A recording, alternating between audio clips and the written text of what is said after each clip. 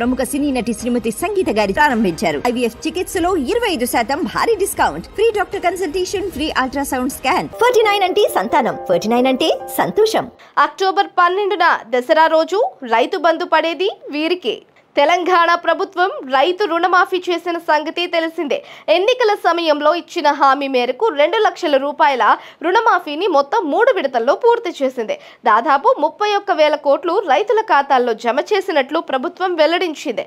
Technical సమస్యల కారణంగా అర్హులైన మరికొందరు రైతులకు రుణమాఫీ సాయం అందలేదు. అలాంటి రైతులకు కూడా మాఫీ సొమ్మును అందించేందుకు గాను ప్రస్తుతం సర్వే నిర్వహిస్తోంది. కాగా రైతు రుణమాఫీ అమలు కావడంతో అన్నదాత రైతు భరోసా పథకం కోసం ఎదురు చూస్తున్నారు. కాంగ్రెస్ ఎన్నికల్లో ఇచ్చిన ప్రధాన హామీల్లో రైతు భరోసా పథకం కూడా ఒకటి. ఈ పథకం కింద పంట పెట్టుబడి సాయం కింద ఎకరాకు 15,000 రూపాయలు ఇస్తామని ప్రకటించింది.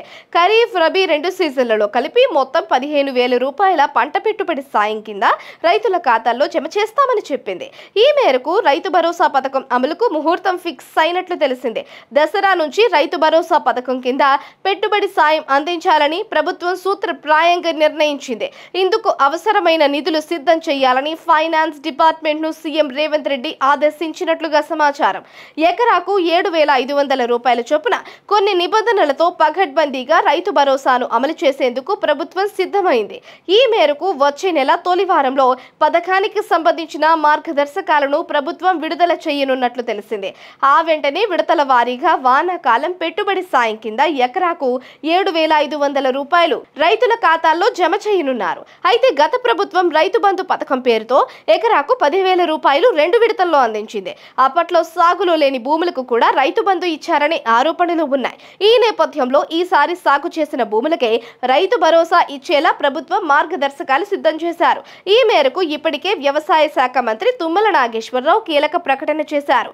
రియల్ ఎస్టేట్ భూములు, కొండలు, గుట్టలకు రైతు భరోసా ఇవ్వబోమని చెప్పారు. కేవలం సాగులో ఉన్న భూములకు మాత్రమే రైతు భరోసా పథకం అమలు చేయనున్నట్లు చెప్పారు.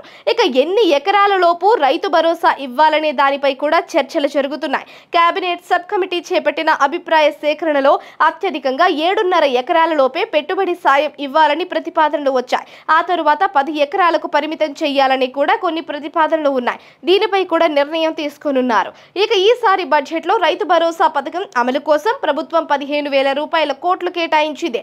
వ్యవసాయ శాఖ లెక్కల ప్రకారం ఈ వానాకాలం సీజన్లో 1.39 కోట్ల ఎకరాల్లో పంటలు సాగయ్యాయి. మొత్తం సాగైన భూములకు ఎకరాకు 7,500 రూపాయల చొప్పున రైతు భరోసా డబ్బులు ఇస్తే దాదాపు 10,000 కోట్లు ఇవ్వాల్సి వస్తుందని ఆర్థిక శాఖ అంచనా వేస్తోంది.